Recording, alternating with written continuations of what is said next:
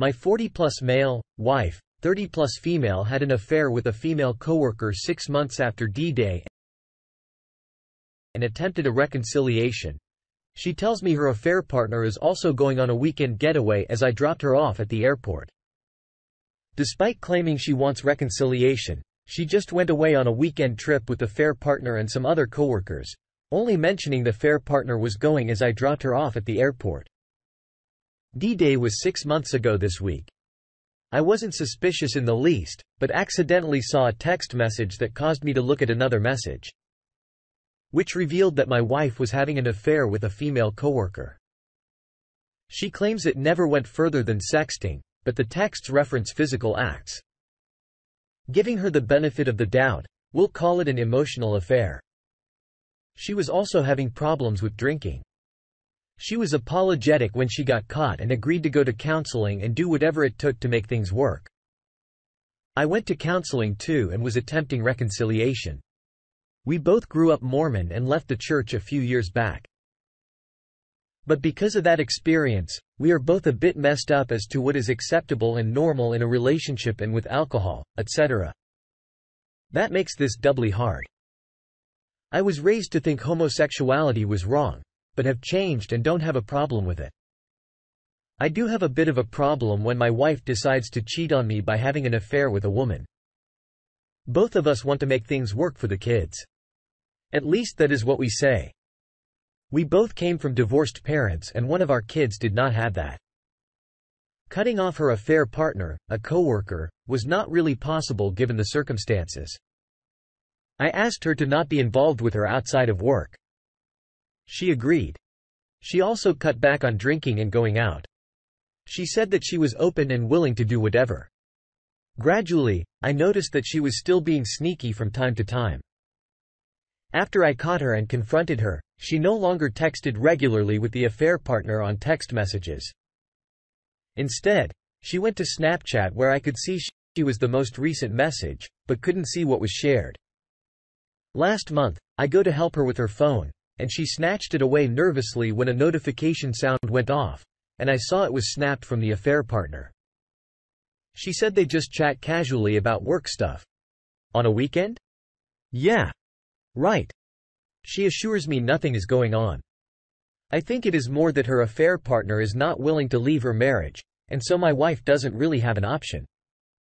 I repeated again that I would prefer she not be involved with her. Last weekend, I went out with her to a COVID-safe outdoor work event. She drank heavily, and afterwards convinced me to go somewhere else with a group that included her affair partner. I pretended to be okay and went along with it, including an awkward interaction with the affair partner. Driving home, a very drunk wife. She talked about how good and loyal I was and then proceeded to tell me the perfect person for me was someone else we knew. She said that she still wanted to make it work. She also told me for the first time that she had told a parent and sibling of hers about what she had done. Yesterday, she told one of my siblings what she had done without telling me first, and I think knowing that it would piss me off. She had a semi-valid excuse for why, but didn't think it was bad until I said, "What if I called up another row of your siblings and told?" Today, I was driving her to the airport. She's going for a weekend away with some coworkers. She previously named 2 people that were not a fair partner. I was okay with it. As we were pulling up to drop her off, I asked where she is staying, and she describes a different place than what she told me originally. I said, "Why did it change?" She said it just didn't work out. I said, "So who's going? X and Y?" She says, "Yeah. And a fair partner." I lost it. And call her an effing B-word. I took her to the drop, and we talked for a couple of minutes. She tried to gaslight me and said, "We talked about this. I told you." I said, "No, you didn't. And I know she knows we didn't. By the way, she disclosed it to me. She promises that nothing is happening between them." And I said, "I don't know that. I have no reason to trust you." She tells me she doesn't love the affair partner. She just liked the friendship and got caught up in it. Also, said that the affair partner doesn't want to destroy her own marriage. I told her that she needed to figure out what she wants out of life, and she says I want this in her family. I said your decision doesn't reflect that. I told her to take the weekend to think about it. After I left, she called to apologize and said she should have been honest with me. And that she doesn't know why she's being like this. She offered to stay home. I told her no. She should go and have fun and think about if that is what you want. She said, you should do the same. I said, I know what I want. I'm not the one that went and had an affair. I'm still here despite what you've done. I said you really need to think about the consequences, reminding her that divorce is expensive. I said I'm not saying that to threaten you, just to say that you should know I won't be taken advantage of in that situation. She knows that financially, we are stronger together. It has been 6 months, and this is the closest I have been to calling it quits. I know some will see that as the best option. Others may not. I wanted reconciliation. I knew that it wouldn't be easy, but she is making it even harder. Based on what I've written, I'm guessing most of you can see the writing on the wall better than I can. She is probably done. Right? Should I keep trying? Is there anything to salvage or just cut my losses and stop the status quo? Am I stupid? Well, community, he's asking, let him have it. Black 2108 starts us off. Dude, I'm going to be blunt as possible because you have literally done everything wrong. Your wife is a cheater and a liar. She will never stop having sex with this woman. You just gave your wife permission to spend a sex marathon weekend with her affair partner. After this weekend, I don't think your wife will have any more respect for you and will know that she can walk all over you and still keep her family. When she comes back, she will lie to your face and say she wants to stay married to you and will not see her affair partner anymore. But she will continue to see her affair partner while stringing you along. What you should have done when you first found out about her cheating was to let the other woman's spouse know so they could help keep them apart. Then you should have told her she needs to be looking for another job because there's no way she can keep working with her affair partner. Then you should have let her know that she needs to go to therapy to figure out her issues and why she decided to cheat. Also, she should have informed her that you guys would be having an open device policy moving forward. Your wife has really played you like a fiddle, and I fear she will play you for the rest of your marriage. She has no intentions of not having this woman in her life, and you don't seem to have the backbone to enforce boundaries. What person knowingly gives their partner permission to spend a weekend with the affair partner and then expects an honest relationship when they return? This is a new one for me. I've never heard of anyone doing this before. Our next response comes from seemed like fun. This is on you. She has no reason to change. Because you are all noise and no action. Sorry to be so harsh, but you have done nothing to change her assessment of you as not deserving her respect. Encouraging her to take a trip with coworkers who obviously knew what was going on. Come on, man. Alright, op. What do you have to say for yourself? Thank you for all the responses. It's not easy to hear, but obviously, I need to hear it. I didn't share every detail, obviously. There are other factors at play that I had to consider. Let's just say last year was a rough year for everyone, and we were no exception. All of this was on top of that rough year. I'm not going to make excuses for her. She does that on her own, but there were stressors at play. That most people would cut her a little slack. She doesn't deserve as much slack as I have given her, though. That's for sure.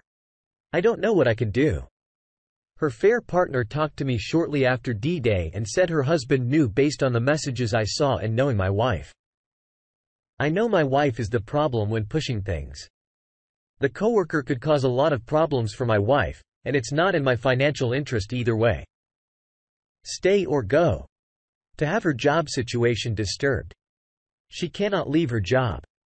The affair partner recently started working elsewhere, but that clearly did not end things. Meanwhile, you get the last comment.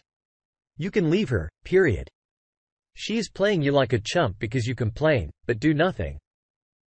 As long as you refuse to enforce severe consequences for her behavior, this will continue indefinitely. Frankly, I would have made sure when she landed that she had a text message waiting that you would need to talk over the divorce when she gets back. Instead, she is with her lover. Right now, on a vacation you approved of. Sorry. I'm really not trying to be mean, but this comment is 100% correct. You have approved of her cheating and now have to live with a one-sided open relationship. I think he gets the point. Let's move on to the next story. How do you leave when you're tied down with a ball and chain? Husband, 44, has cheated several times in our 18-year marriage. I, 37, could not find a way out. I was a young mother at 19. He was about 26. Looked for a job the moment my son started school while he worked at a security agency. When we got back together a year after the first D-Day, I found out he kept his affair partner on the side, even when I got pregnant with our second child. We now work for the same company and live in the company's housing facilities in a different city supposedly to start over. But I keep finding out that he's still up to his tricks and his cheating is out of hand. But he pretends that everything is okay, especially with the kids.